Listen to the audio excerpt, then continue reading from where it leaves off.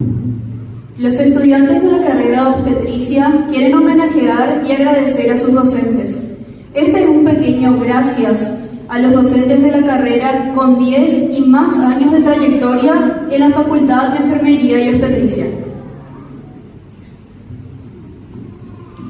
Y el certificado dicta de la siguiente manera: Universidad Nacional de Asunción, Facultad de Enfermería y Obstetricia, carrera de obstetricia.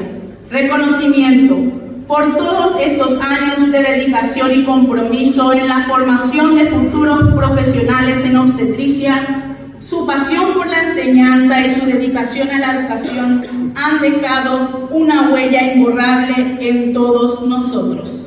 Gracias por su invaluable contribución.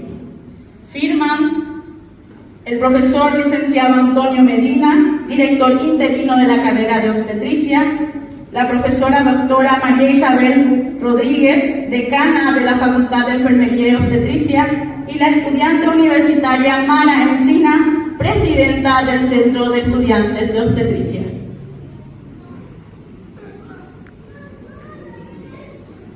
Pedimos que suba al escenario al licenciado David Abdón Galeano Oliveira. No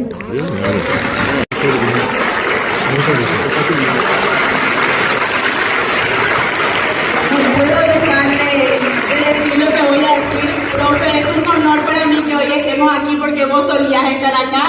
14 o 15 años de Un Canto a la Vida. Muchas gracias, profe.